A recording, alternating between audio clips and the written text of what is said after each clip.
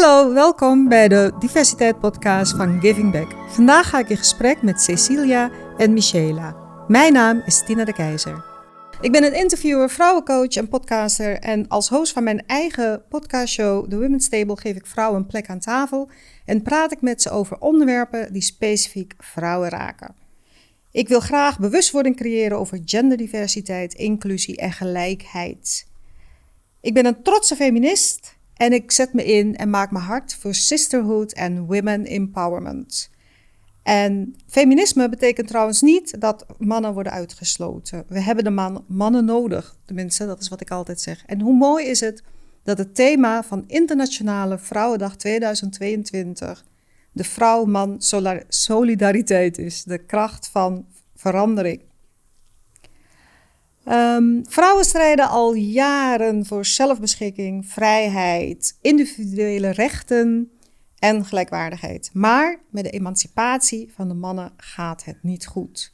We hebben de mannen nodig, ook de mannen die zich inzetten voor feminisme en emancipatie in de brede zin van het woord. Dus met aanloop naar de Internationale Vrouwendag 2022 op 8 maart aanstaande ga ik in gesprek met Mishela en Caecilia. En we gaan nu over in het Engels, want Nederlands is niet de moedertaal van Mishela.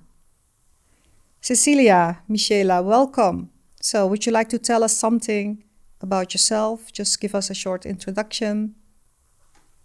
Who would like to start? Mishela? Okay, my name is Mishela and I'm coming from Macedonia. I have been living in Holland for 7 or 8 years. I'm studying artificial intelligence in Utrecht. This is my second year. And I met Caecilia by Giving Back. That's an organization that helps actually people who come from other countries and who are going to university as first in their family. And we got matched in Giving Back, and since then it is going really great. And I have the feeling like I have always someone there to help me and to help me with stuff that I don't really know about Holland.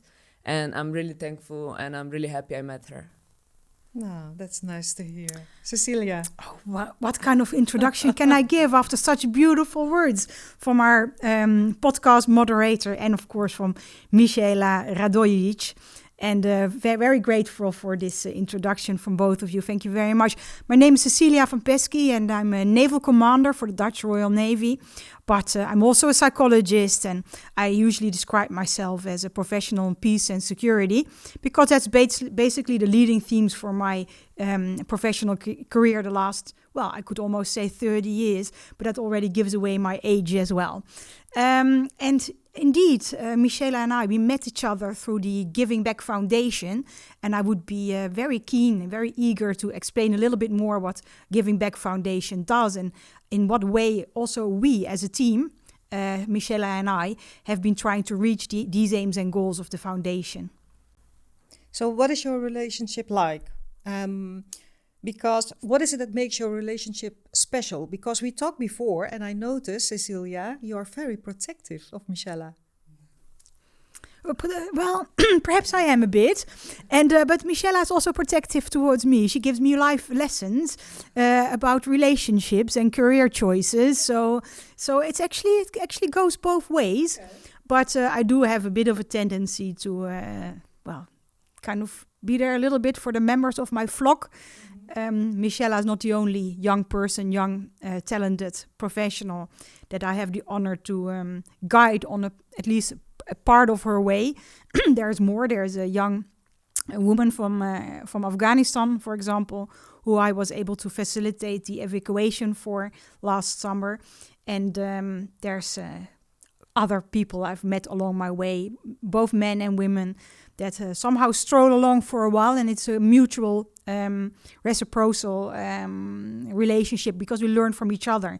And I think that's also the part that Giving Back Foundation offers us. It's an American foundation with also a entity in the Netherlands, which promotes the development, the professional development of young people, specifically young people who don't have the roots in the Netherlands, like who have a different national or ethnic background, and and also are first in their families or amongst the first in their families to enter higher education. Now, this is the case in Mishela's story, and I can't tell you enough how fascinating this is to follow her in her development. So, Mishela, what have you accomplished since you started the program with Giving Back? Since I started the program, I met a lot of people, so I have more connections.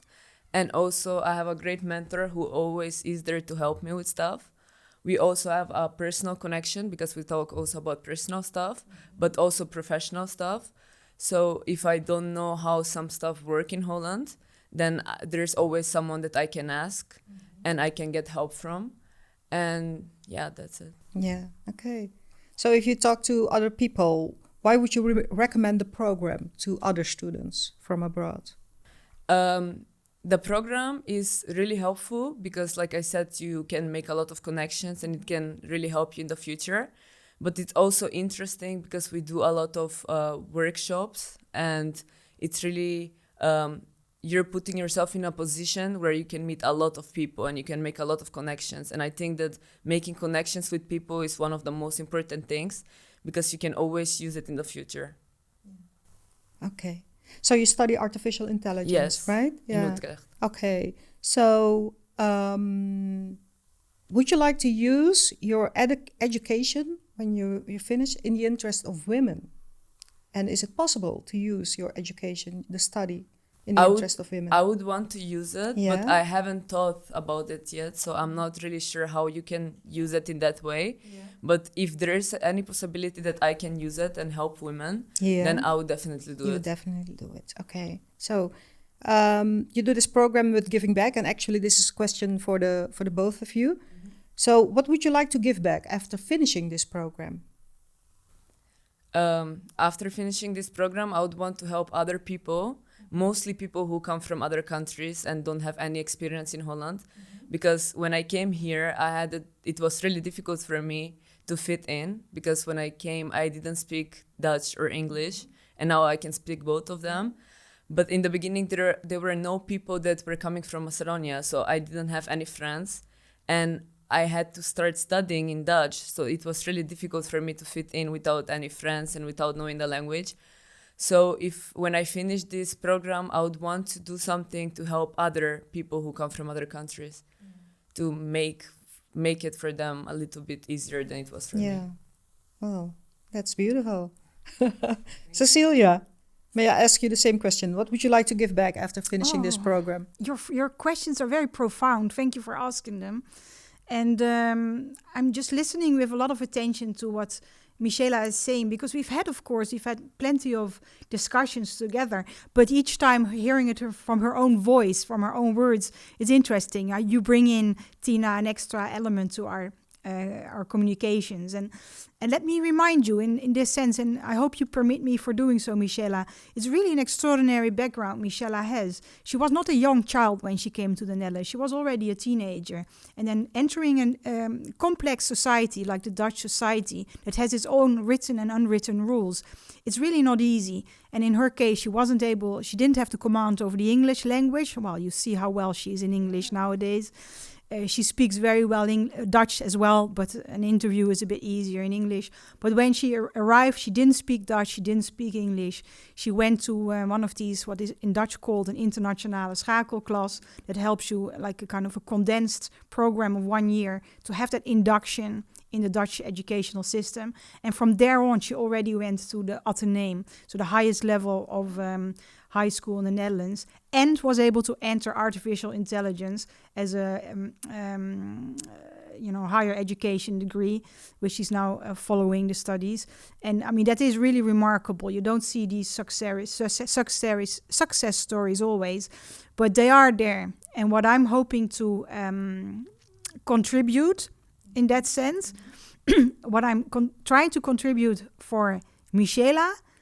And we have to remember, I'm not the only mentor she has through Giving Back. Giving Back is really I would say almost like a lifelong program. Yeah. She received a mentor when she was in high school, and then I was the next one, now in her bachelor phase, and there will be another one in her master phase. And so what I'm trying to kind of offer Mishela. I'm hope she is. So she's the sun, and these mentors, they revolve around her as planets. But she should be central. It's about her. It's not about these mentors. And for myself, I'm learning through Mishela a lot about the generation that she belongs to, and what are their strives, their challenges, their ambitions. And I'm receiving feedback on my personal behavior as well. So we very much see this as a kind of a transgenerational connection. Plus, I find it important to stand strong as a role model myself, not so much towards Mishela, but towards other women in my generation, other men in my generation, other professionals, that giving back is really what we need to do. We had all these advantages, and we have to give it back to others. Yeah, you need the role models, right? Yeah.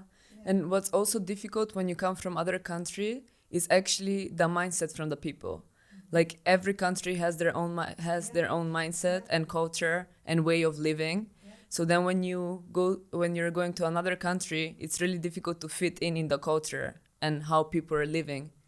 So that's also something that I think like young people who come from other countries need help with. Yeah, I can relate. I was born in Suriname and we moved to the Netherlands when I was 10. Yeah. So it's like finding your own space in another country and trying to be yourself. Yeah. So I kind of get it. Yeah, it's interesting how we in that way kind of share our backgrounds, not in the same depth. It's different in that sense. But I grew up in Switzerland, so I also was a bit older when I entered Dutch society, albeit I was having Dutch parents who were living and working in Switzerland at that time.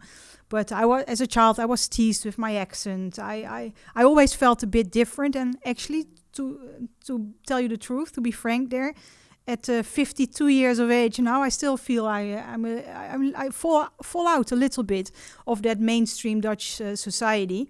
But it also has its advantages, ladies. Don't you agree that it also gives advantages to having that kind of bi or multinational background? Yes, absolutely. Yeah. Okay.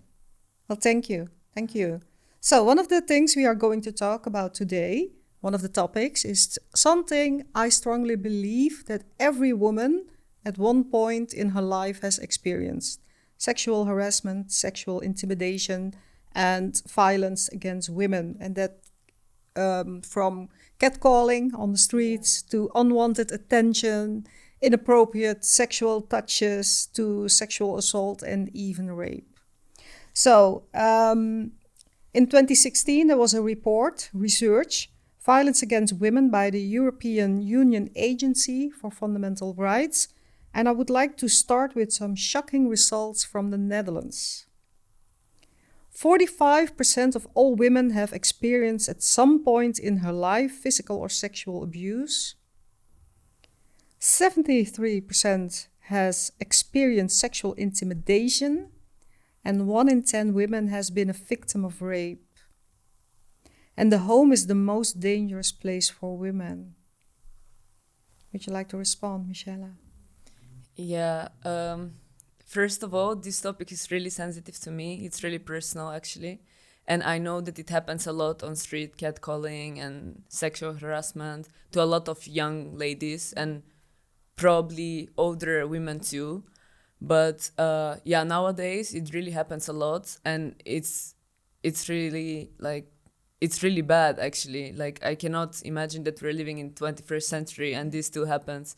And women and girls don't even feel safe to go out in the night alone.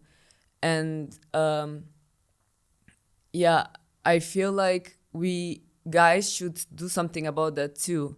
And I also feel like this all comes from how you raise the child. That's my personal opinion.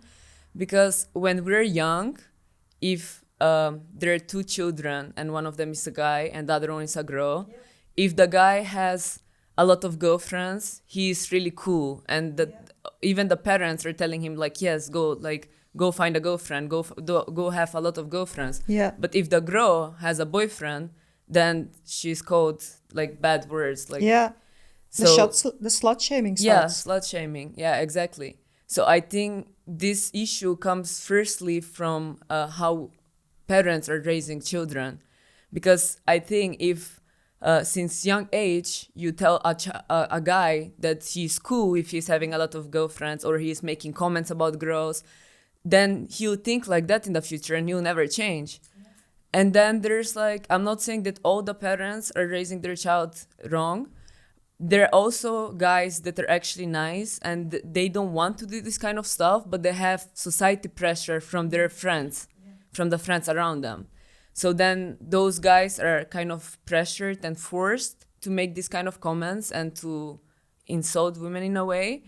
Because if they don't do it, then they'll be called like, oh yeah, you're not cool, you're not a guy, you're a gay, or like stuff like that. And I find this really bad. It's actually terrible. And I think we should do something about that, because it's really bad that a girl or a woman cannot even go out in the night without being insulted or disturbed. Yeah. Like it happens a lot. It happens a lot. That's right. Yeah. And it even happens with older women. It also happens to me at my age. I can imagine. Yeah. Caecilia, what would you like to say about these numbers?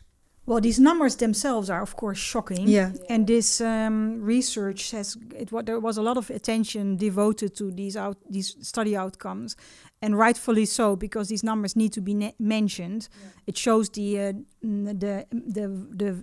vastness, the substance of this challenging behavior we're seeing in our own society.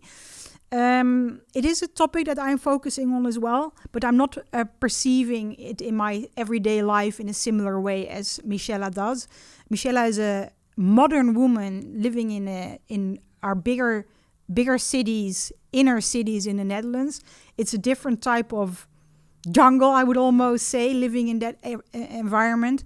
Plus, of course, as a young professional, her daily schedule is different, right? Like clubbing, going out, and so you're experiencing different experiences. Not specific personally, but how I was confronted with sexual violence and aggression towards women was more in my working in conflict areas, mainly in countries on the African continent, but also closer to our own nation, in the countries in Eastern Europe or Ukraine, for example, Georgia. Yeah. And but it worries me a lot that this is what the generation of Mishela is confronted with. And I want to make a very firm statement that this type of harassment should be brought to a halt. And I personally also see specifically that the key to change the behavior lays in the hands of both men and women. Yeah. This is something we're in this dance together, and I emphasize a lot with the words that Mishela is mentioning as well. That in my personal belief, very often this type of behavior also comes from peer pressure within the male dominant group, and so in that sense, the aggression that us women sometimes experience, which is focused on quite often sexual aggression. I think for men, that same aggression is quite often targeted towards them for being part of the masculine dominant group because of falling out of that group. And it's in social anthropological research, this is mentioned, they refer to this as the man box. As soon as you fall out of that man box, your access to resources is diminished, which is very hard for a man. If you don't have access to finances, to work, to status in the household, your life is really bad. Perhaps in a similar way as for battered women, sexually battered women. So my statement here would be that we're both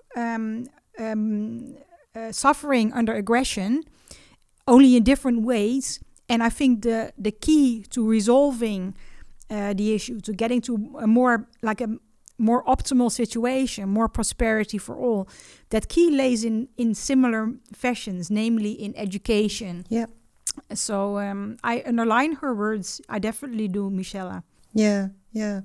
Well, what I think is that the responsibility for women to be safe is put with women.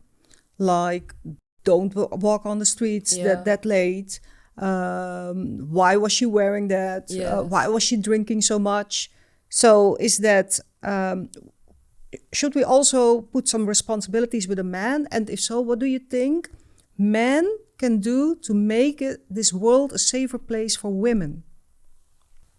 I totally agree with you. Like, they always put the blame on the girls. Like, you should not dress like that. You should not go out late, just like you said. But then we actually make a difference between guys and girls like that, between women and men, because the man is able to go out whenever he wants, to wear whatever he wants, to do whatever he wants. But then the woman doesn't have these rights. So then we're making difference between genders. And I find this really disturbing, actually. And I don't think we should put the blame on the women, but I think the man should stop harassing women, because why would women dress up differently? Yeah. Why wouldn't they be able to go out because of the comments and the sexual harassment from a man? So I think that men should actually help the women go out of this situation, and mostly older parents, like I said before, I think the parents need to teach their kids that they should respect women, actually. Yeah. Because once you're older, then the mindset that you got from young age, it just stays. Yeah. And then you get pressured by your friends too, so then it's really difficult to change your mindset. But if all parents teach their kids from young age that they should respect women, they should not make difference between gender, that everyone should be treated equal, then it's different, because then they wouldn't act like that anymore. Yeah, and this goes back decades. You know, Yeah. If I look at the way I was raised by my mom, don't go out late at night. When we were in high school, my sister and I, we were the only girls who were picked up after a night out at the school, and all the other girls were allowed to come by bike. Yeah. And my sister and I were quite upset. Yeah, because by then it's so lame, you know. But looking back, we are very grateful to our mom that she came to pick us up. And honestly, I don't think it's also about what you wear or how late you go out, because from personal experience, even if you wear long clothes, no makeup, you're just wearing like normal clothes and going out in the day, like, so it's not a night, you still get those comments on the street, and you get sexually harassed. And what's sometimes I'm even like, because it happens a lot to young women, sometimes these women are also scared to answer normal questions on street. So let's say a guy comes to me and he wants to ask me where the central station is or something. He just wants to ask a normal question. Sometimes I don't dare to go and answer him, because I think he'll like attack me or something, or he'll say something wrong. So that's also bad, I think, because women start being scared from men on the street. And I also think that men need to be aware that women are actually quite scared. Yeah. Because when I talk to my husband, he's almost like 2 meters tall. Yeah. And he's like, well, it's not that bad, right? No, it's not that bad for you. Yeah. Yeah, it is true. Maybe if men try to put themselves in the position of women, what it's like for them to walk home late at night, maybe then we can start from somewhere. Yeah. What do you think, Caecilia? Well, I'm having to contemplate a little bit of what is mentioned. Your thoughts they're very precious to me. It's very interesting that you're both so openly sharing about your experiences. And it makes me, of course, reflect also on my own experiences. It's definitely true, and isn't that the richness of this women's table we're having today? That we do come from different generations, and we do come from different national and ethnic backgrounds. I see myself really as the product of the 1970s, where there was very little gender inequality amongst young children. We were all dressed similar in orange dundies, you know, these dungarees, these like kind of onesies, you would call it nowadays. And also toys and play for children were very equal. I was educated partly in Waldorf education. In Dutch, it's called vrije school. And that also emphasizes that, of course. It gives you that opportunity. And and then being a teenager in the 1980s, where the 1980s were rough, there was a lot of activity in the drug scene. But I never really, although I was confronted with this when I was going clubbing, we called it going to the discotheque in those days. But like my father came to pick us up. Now you need to know my father was a reverend, so that meant that for him the highlight of the week was the Sunday morning where he had to perform in his sermons. So when we would go out on Saturday night, it was not so easy for him to come and pick us up. And he always said, "I'm not coming to pick you up. You can do that yourself, your sister and you can just take the bike." But we said, "Dad, come please pick us up because we are too lazy to cycle home at now," right? So that's why he kind of was forced to come and pick us up. So I don't want to send out a message to men that they have to consider women as being afraid of them, because then we're putting a monkey on the shoulder of men, that women are some, sensitive, fragile creatures that need to be protected. And I don't think that is the way I want to approach this. I think women should be strong. They have the duty to be strong. They are strong. And together with men, we can be strong. But what I do feel is very important is that we start to understand each other's positions in society better. Yeah. And I think for us women, there is an obligation, a duty, a responsibility to help men understand emotions better, like our own emotions, their emotions, by reflecting, by communication, by, for example, not, if you're frustrated or angry, don't go sit sulking on the sofa, because many men don't understand what's happening if you're sitting sulking on the sofa. You will have to explain them why you're silent. Why are you not feeling? You have to explicitly explain it. That's how you psycho-educate people. And vice versa. I think men can sometimes do better in understanding how these male-female dynamics are going. And after all of us have masculine and feminine aspects to our being and to our personalities.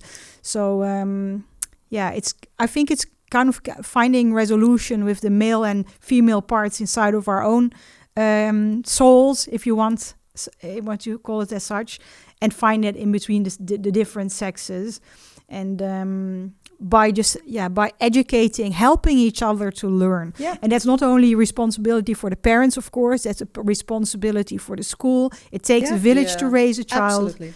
It's for the whole society and for us as individuals ourselves as well. Yeah. So our next topic, I would like to talk about women and leadership. For example, you have female leaders, male leaders. Personally, I have an issue with the word female, with a combination of the two words female leaders, because I think you have leaders. Yeah. And I actually don't understand the difference that is being made with female leaders and male leaders. You also have the pay gap. Women in the same position as men, they earn less. Even if they work the same hours, it's exactly the same. So what do you think of this, Mishela? Well, I actually wonder, why is it like that? I want to know the reason behind it. Mm-hmm. Like, if a woman and a man, they do exactly the same job, and why does the woman get paid less than the man? I actually don't understand that fully, and I would want to know the reasons for it. Yeah, well, I heard some comments like, well, women are not that ambitious. Women work part-time. It's not about the same amount of hours. Women like to stay home with the kids. Some comments like that. Yeah, like I think there might be some women that wants to stay home with their kids, that work less, and that's okay. But I'm talking about a woman that works exactly the same hours with a man, and she gets paid less. She does exactly the same job. Yeah. So, like, women not being ambitious, or them wanting to stay home, or not working the same hours, like, that says nothing about why women get less paid. Yeah. If they work the same amount of time. Yeah. I even heard that when a company has 2 applicants for a job interview, a male applicant and a female applicant, and they're both in their 20s, that the possibility that the male applicant gets hired is higher than the female applicant, because the company assumes that at one point in her life, the woman will want to have children. Yeah, that's disturbing actually, because that's human nature. Like, okay, the woman will get a child, but that doesn't mean she's supposed to get less chance to get work. Yeah.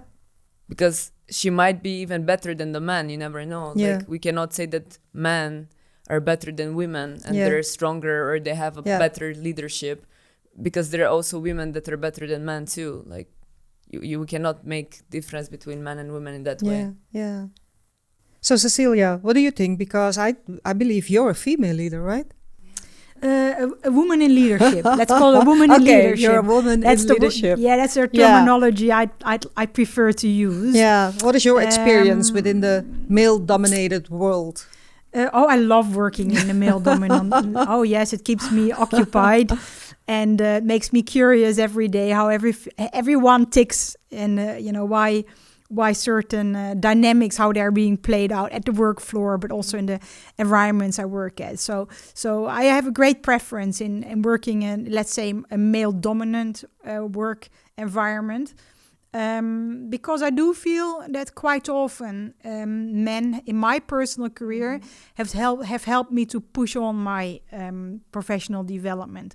Because some men, let's not generalize, some men have the tendency to say, like, don't think about, like falling or having a failure when you take this decision or this step, because it's not in their mind either. So they just push you on. Like, it's my female friends who say, oh, we will be there for you if you fail, or, like, we will support you. But I don't want that support. I just want somebody to tell me, like, do it, right? You can do it. Just go, go without thinking. Yeah. And so that you can really benefit from that male energy in your female friends and in your male friends. And male-dominant work environments just offer you that benefit. I'm aware that there's a gender pay gap. I don't have all the research data here, but my guess is that it's less in the Netherlands than in many other countries, because we also rank on the UN ranking list for prosperous societies. We rank very high, we rank fifth, fifth from the top. And one of these elements is also equal pay. What I do know from research is that it's quite often mentioned that a woman's job, and let's say specifically in earlier years, right? Like, I'm going back to the 1950s, 1960s in the Netherlands, that a woman's job is not the family caretaker's job. So she's not the one who has to bring in the family income. Yeah. And therefore, when a company had an X amount of money to divide amongst its workers, it went first to the male worker, because he was the one that had to provide for the family. Which brings me back to the man box. If you're not fitting in that man box and you fall behind it, you really have a big problem, because that means that you can't feed your family, and even earlier than that, you can't even start a family, which is what we're seeing also in many Arab countries, right? Like, there's no access to work, no access to resources. You have a generation bulge of many men who are unemployed and don't have that buffer, like that psychological buffer from having a family that's, enveloped them, like the wife and the children. So I see that. So in that sense, that gender pay gap, how I have perceived it is, I've never had that I applied for a post, in none of my international posts, and also not I've worked more international than in the Netherlands, but also in the Netherlands, I've never been sitting at my job interview where they said, oh, you're a woman, so you're going to have less than, that has always been equal. But I have experienced that people have perceived me as a professional in the sense that it's kind of like a hobby I'm doing, that my work is a hobby, and that somewhere I have a husband who makes more than I do, so I'm not doing my job for an income. I'm just doing it because I find it an interesting occupation. And I do find my job an interesting occupation because I do it with wholeheartedly. All my different posts, I have given my best, but of course, even, irrespective of having a partner, yes or no, I believe that women should be economically independent. So there I did have some, like some second thoughts, like, so what is this perception? But of course, in general, the topic of women in leadership, I think this is a very interesting topic. And I'm very happy, Tina, that you're bringing this to our women's table today. Yeah. Well, I can tell you about the pay gap. The pay gap, there was a research done by Women Inc., of course, a very well-known female organization in the Netherlands. And the pay gap in the Netherlands is 14%. And within a career, from the start of a career till the retirement date, women earn 300,000 euros less than men. If it's about the same position, the same amount of hours as well. So that's the pay gap in the Netherlands. I think that's a lot of money. Yeah, that is a lot of money. Yeah. Just like Caecilia said, there is a good reason why this gap started existing, because like before, man was the one who was supposed to bring money to the house and care for the family. That's a good reason why it started existing. But I think that we should change it, because nowadays women go to work too and they need to be independent. So I think we need to change this, and it should not be like that anymore. Yeah. Hear, hear. Yeah. I'm not sure if you saw the documentary Waarom werken vrouwen niet? And in the documentary, it was told that 3.4 million women in the Netherlands are not financially independent. That's a lot of women. Yes. Yeah. So what can we do to change that, Mishela? What do you think? How can we make women aware of the fact that they need to be independent? Because if you look at other European countries like Belgium and France and women are aware of the financial consequences of their choices. Yeah, I think we should make them aware that they need to be independent, because you never know what happened. Now you have a family, you have a husband, but like the next day everything can be gone, something can happen, and then you're alone, you depend on someone. That's really bad. And I think we should give them awareness about that, but I don't know how. Yeah. Well, it has consequences on all levels, because if you work part-time, you build a less pension, you build less for your retirement date. So if you work 20 or 30 years part-time and you get divorced when you're in your 50s or in your 60s, poverty amongst women in their 50s is the highest in the Netherlands, because women don't, and I don't mean to generalize as well, but women don't seem to think about, they don't want to think about it. Yeah. I'm happily married now. This will be the way, this will how it will be. Yeah. And when they are divorced, then they come to poverty, and it's a huge problem within the Netherlands. Yeah. So, as a future female leader, what would be your advice to young women your age? What would be your advice regarding what we talk about now? Like women are too much depending on the income of their husband, like Caecilia just mentioned. Yeah. What would you like to say to women of your generation? Yeah, so I think that young girls and women, I think that once they start being in a relationship, they start depending too much on the guy. Mm-hmm. So it starts from the beginning. So they're not even married, but it starts from the beginning. They start depending on the guy a lot. So then they just want to marry the guy, and then they just leave everything else. Like, I think that women should first put their career and focus on themselves, and then later on marry and have a family. Or even if you marry someone, you should, in a young age, even if you marry someone, you should still focus on yourself first. First, you should be independent, and then go with someone else. Yeah. So how can we achieve that? because we talk about that we have to change this. Yeah. But how can we make young women aware?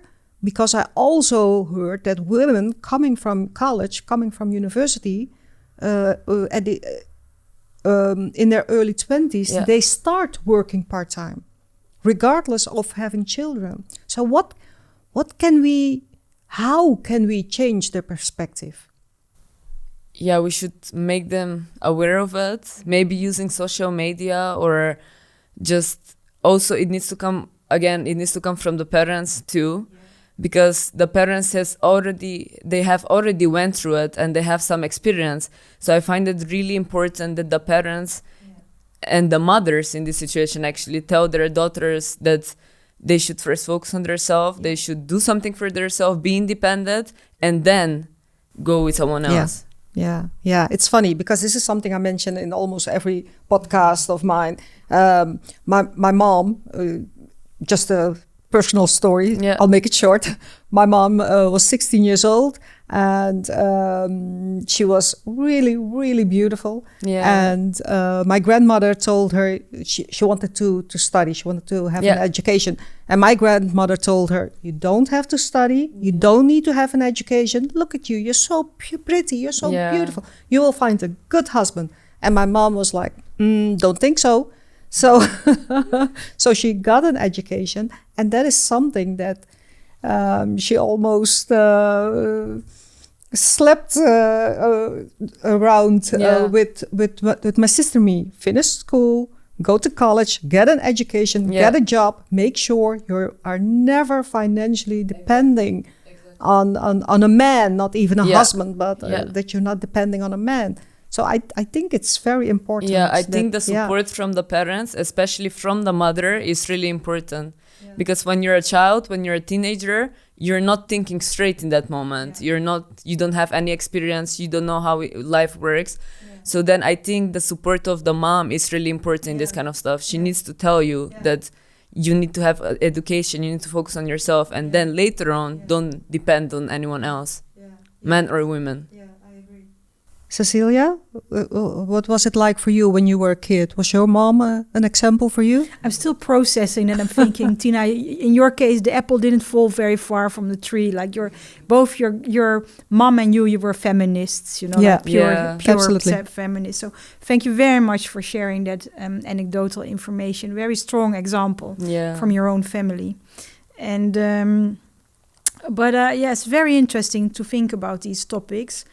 And definitely the case is that if you look at the lifespan, like at least the professional lifespan for women tend to earn much less. There are, of course, some reasons for this. I mean, a lot of research has been devoted to that topic. And what is quite often mentioned is that since the Netherlands were neutral in the First World War, so it's really like more than 100 years ago already, our women didn't have to work outside of the homes because the men were not at the front, like at the military front, the campaign. And therefore we lag behind if you compare to countries like I spoke the other day to my Spanish friend who was having a baby. She worked for the Bank of Spain, a high educated woman. And I said, so when is this baby of yours due, right? You're going to have it one of these days. And like, when is your pregnancy leave starting? Because I called her and she was at work. And she said, no, well, I was due last week, but the baby isn't there yet. So I'm working. Yeah. And that's a very different type of thinking than what we're doing in the Netherlands. I'm not saying it's bad to have pregnancy leave because it's also for the health of the mother and the child. I lived in Norway for some years and I tend to visit Finland quite frequently, and there they have long, a long time period for pregnancy leave before and after the birth of the child. But I do think it's very important to try to emphasize more equality there as well. Yeah. Why would it be the woman who takes all this leave? Yeah, I wanted to say that too. Yeah, but please add to. Go ahead. I find it weird that the women needs to take care of the kid the whole time. I understand when it's baby, when it's just born, then the mother needs to be there. But after a while, after 1-2 months, then I don't understand why all the pressure is put on the women. Like, they need to be there for the kid. They need to take care of the kid. And yeah, that's why man has more possibilities, actually, because he has more free time. He can work.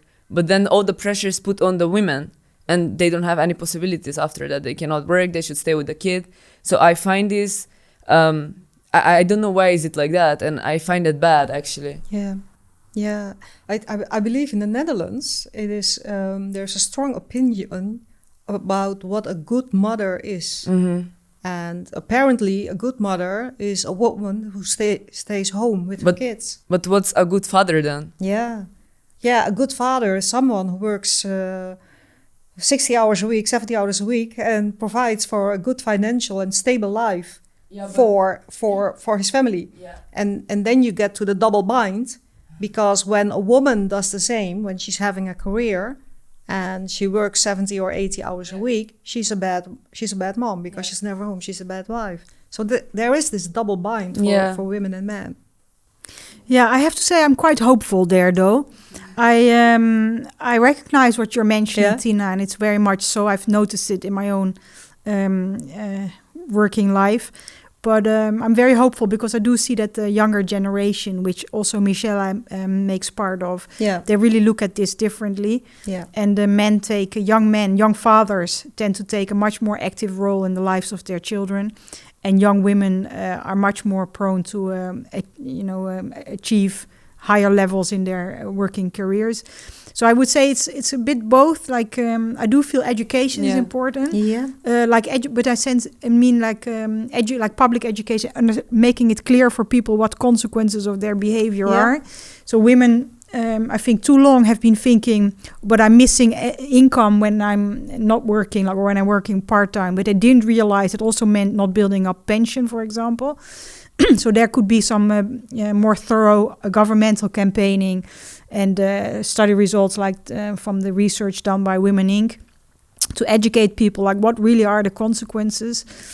Of course, child rearing practices, they have to go hand in hand if you want to liberate women so they can enter the world of work. It has to go hand in hand with lower prices for daycare centers, child daycare. But then that should be really something that both men and women are responsible for. Yeah. I think the model that many people mention, where both partners can work 4 days a week instead of 5. Yeah. I think our society is moving towards this. And also there's very beneficial results from the pandemic that we're just kind of emerging from. That we've learned what it's like to work from home, which also gives parents sometimes a harder job, but having to take care of the kids at home, but quite often also more flexibility in a work-life balance. I'm personally also a big proponent of the universal basic income, which gives people the opportunity to not work for a while and then resume working life.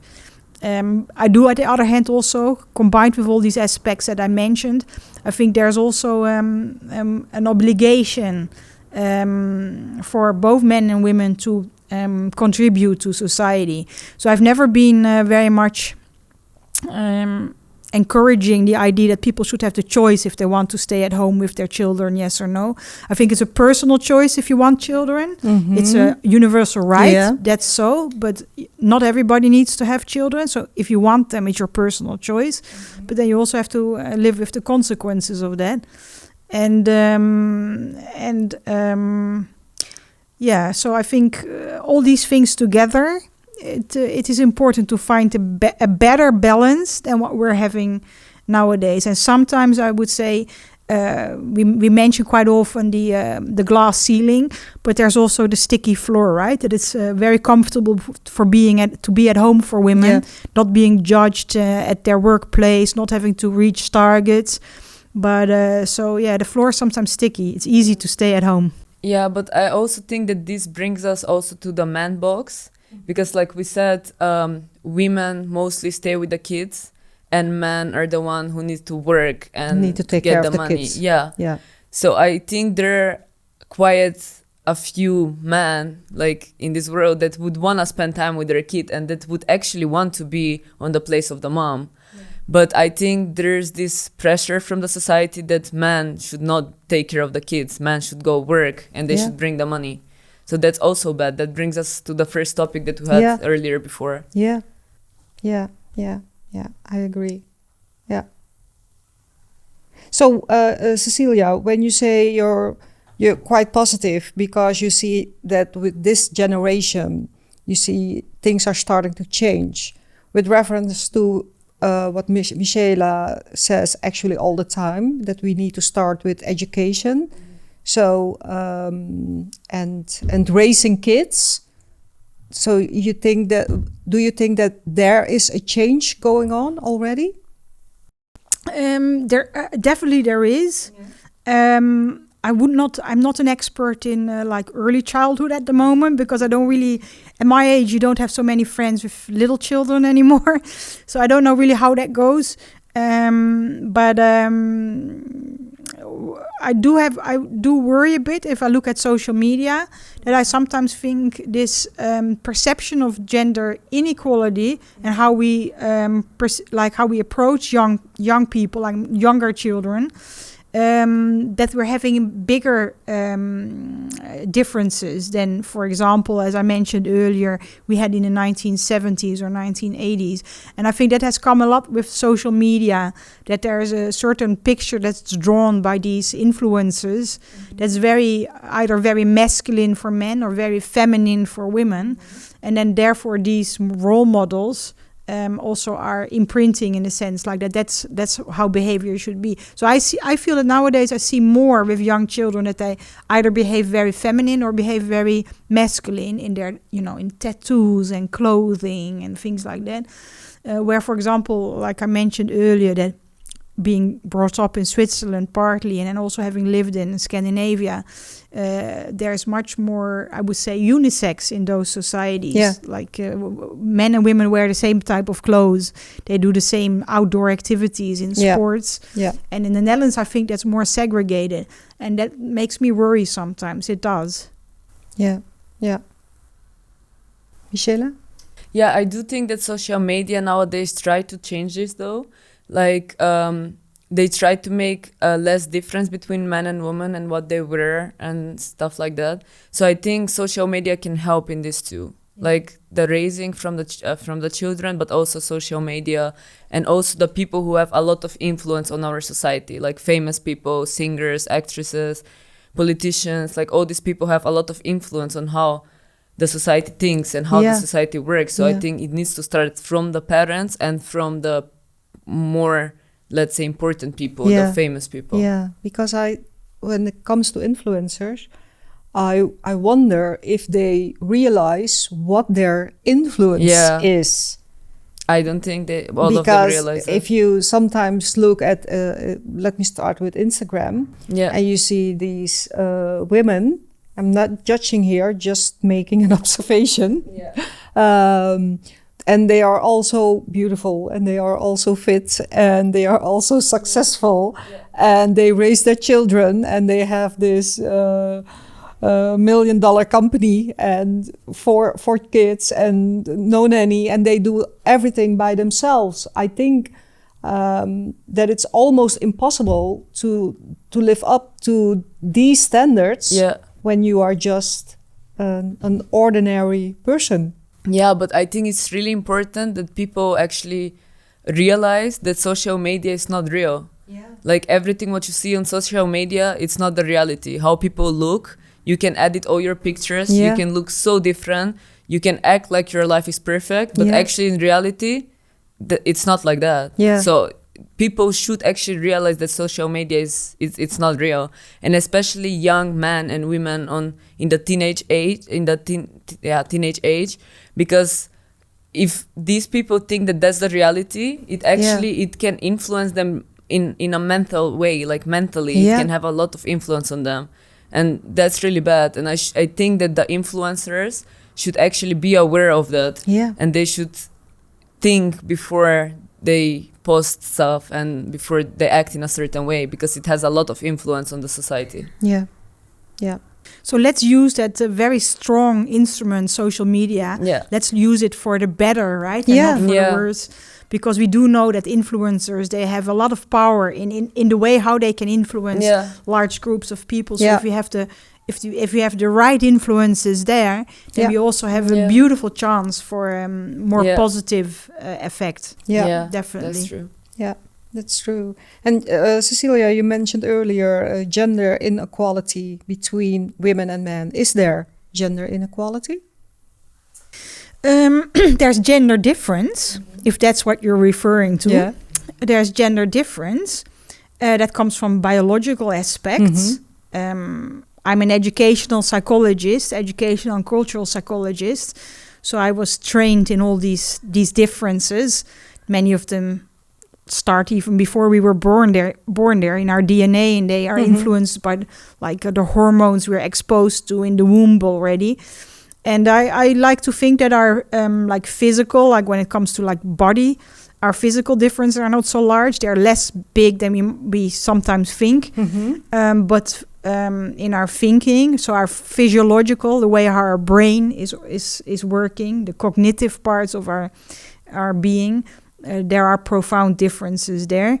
And I guess maybe this is also what brings me to the issue that if we're talking about equal opportunities, for example, because that's where we're striving towards. If we're talking about equal opportunities in human resource, like finding the best person for the job, it's quite often mentioned like it doesn't matter if it's a man or a woman, as long as they are that person, like our selected candidate, is fit for the job, is capable for the job. But for me, that is not the way how we should approach this, because it's really like comparing apples and pears, because you're not choosing between like a better and a less good candidate. I mean, that would be easy if you know which one is the best. You're choosing between two people who are, if it is between two candidates, who are bringing in something totally different, or quite often are bringing in something totally different. And by creating opportunities for both these entities or all types of diversity, right? We're talking men, women, we're talking about ethnic diversity, we're talking about gender, because it's not only just men, women, we're talking about age differences, all this, differences in experience. By including this in the workspace, then we have much more opportunity for having that diversity, and therefore strength through diversity. And so I'd like to think that it's important to have an open mind and also place people on positions that maybe at the beginning you wouldn't even think it would work out that well. Which, if I may enter that to the discussion, I find it an interesting concept. It's been mentioned in the media lately as well, the cloning effect, that we tend to those selecting people for a position tend to choose the people that are like them. And we know this happens. I do it as well when I'm a selector. I try not to, of course, and I'm aware that I have a bias there. But you're looking for people that you recognize something in, because you recognize it in yourself. And it's very hard to select a person for a post that is very different from you, because then you also you don't have familiarity. You don't know what to expect, but the job has to be done. So maybe that's how we can use artificial intelligence in the future. So there is no bias, but the program can just, the computer can just choose by himself the candidates. Such an excellent idea. So what would that work like, Mishela? Because this is your field. Yeah, I'm not really so far in my study, so I cannot really explain it right now. But I know that it's possible. At least maybe not now, but in the future it will be possible to do it without mistakes. Do you think that's somewhere where we can work together? Because our giving back connection is not just for now, right? It's lifelong. I've always said it's till you don't want it anymore, but I will be there. But we've discussed this earlier. I mean, we can be frank about that, but that's where artificial intelligence and psychology really touch each other, right? Like the psychology of being, and also how can we work from the AI environment in taking out biases that perhaps our physiology, our human physiology, is not able to do yet, right? Yeah. So do you also think that artificial intelligence can be used for blind auditions? Because in the 90s, I think it was the Orchestra of New York, was for 90% existed from white males. And then they started blind auditions to get more diversity, to get more women in the orchestra, to get more people of color in the orchestra. So do you think artificial intelligence can be used one way or the other for a blind application? I think right now we still cannot use it because it's not perfect enough, and there are always mistakes. Yeah. But maybe in the future it will be possible. But I'm not sure. I'm not that far in my study. No. Okay. Well, blind auditions, perhaps. I know that your example is very strong about the orchestra, but I know that in the scarcity of manpower we're having at the Dutch labor market at the moment, right? There's not enough workers. There's more open vacancies than there are workers. That some organizations are experimenting with just hiring anybody who applies. So this is like CV-free applications. Okay. So people who, for example, also have a history with detention, for example, would have a very difficult path to back to work, or who have a history in drug abuse, drug dependency, or who haven't been like a woman in her 50s who 30 years ago decided to stay home with the kids, now regrets doing this after her husband left her. And then, it's very difficult for her to have this reuptake in the domestic labor market. They would stand much more chances. And then they're kind of given the benefit of the doubt, right? Like if they don't perform in the job, well, then, maybe after some trial period, you can let them go again. But give people chances. Yeah. And I would say this is also really the self-fulfilling prophecy, right? If you think highly of people, if you believe in them, if you show them that you believe in them, they will perform much better. That's really true. Yeah. That's also giving back. Yeah. So Caecilia, you also worked in other countries. Can you tell us something about the position of women in leadership in those countries you worked, and which countries did you work actually? Oh, thank you very much for that interest, Tina, because definitely, we've discussed today a lot about the situation in the Netherlands, because that's where we're functioning as being Dutch nationals. But definitely, this situation is not the same in other nations. The past 20, 30 years almost now, I've been working in different regions in the world, mainly conflict-prone regions, Eastern Europe, but also on the African continent and in Central Asia. And definitely you can say that in every country the situation is different. In every country, though, I do find also very strong women really who are up to the change and are also really bringing the change. They're real trailblazers. Yeah. Now, I'm a member of the United Nations Senior Women Talent Pipeline, which is a specific pipeline, like a talent pool of women on the higher management ranks that are, let's say, like they're, I would almost say groomed, like supported by the UN for positions of leadership in the United Nations. That shows that the UN really pays a lot of attention to this. And there I find these women of all these different nations. And I also see that many of them have had a much harder strive to get where they are than I did, with all the benefits I had from being brought up in the environment where I came from. I do have a great respect for those women who are always trying to make the difference. I've seen beautiful examples of this, very strong examples of this. Military women, for example, in Eastern Ukraine, when I was working there for the OSCE, and as an example, a lady who was working as a secretary at the fire station, the fire department, where they have the red trucks, etc. And she was a secretary, just an administrative lady. But when the conflict arose in Eastern Ukraine, she felt she wanted to defend her environment, her family as well. And she grew up within 2 years to be a commander of a battalion. Wow. And after that, she requested to have access to the military academy, which she didn't have before. Yeah. So these are amazing examples and very inspiring.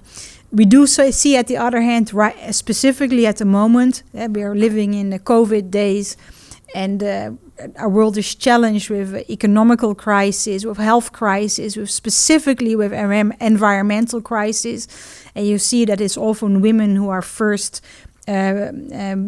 feeling the effects of this. They are the ones who have to take care of the households quite often, and also have to make sure that there's food on the table. Not always financial, but also just by producing the crop on the fields or going to the local markets. And if there's no food available, look at an example in Afghanistan. I was one of the last ones to leave Afghanistan last year after being deployed there through the Dutch army in a NATO mission.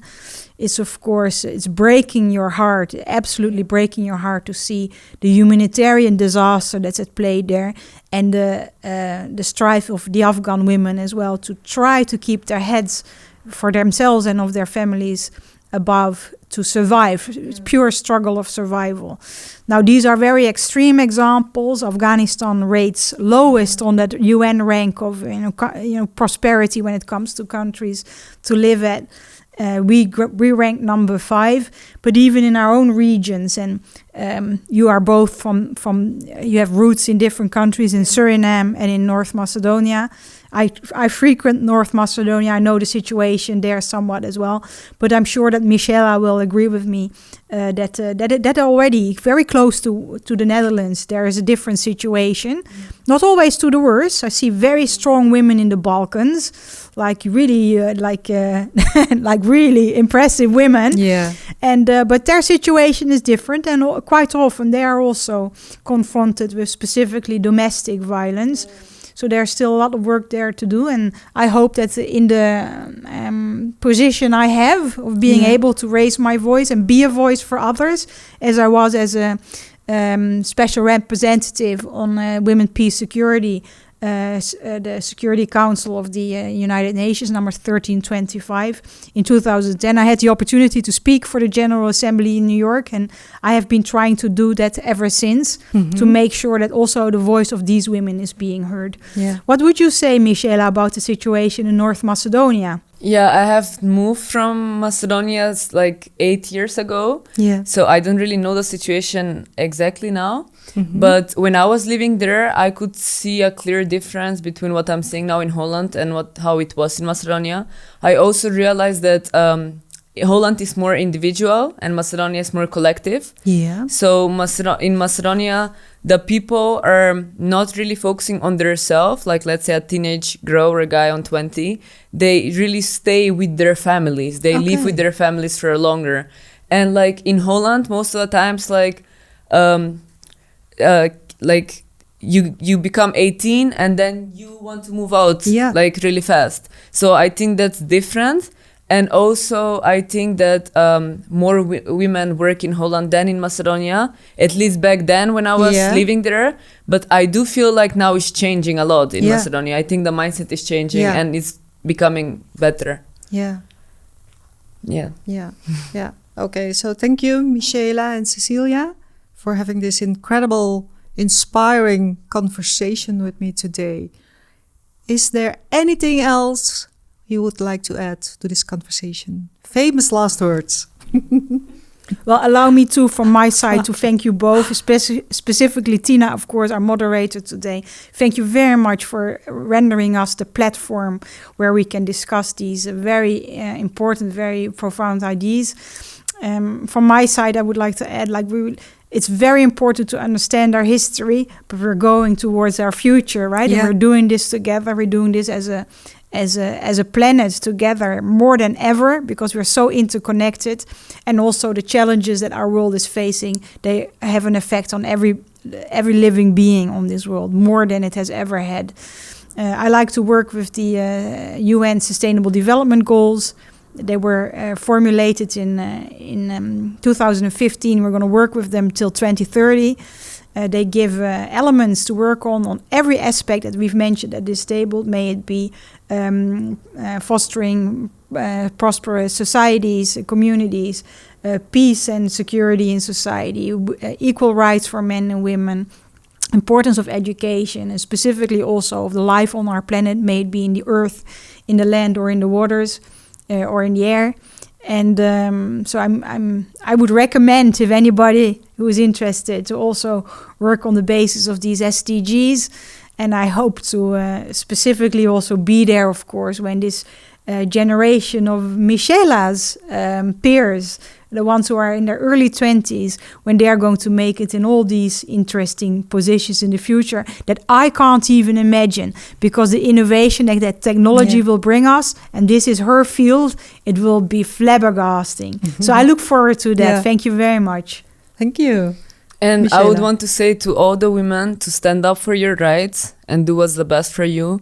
And I would want to ask all people from all ages, young and old, men and women, to stand up and to fight against sexual harassment and to fight for equal rights between women and men. Yeah, that's great. Thank you. Thank you. Thank you very much, both of you.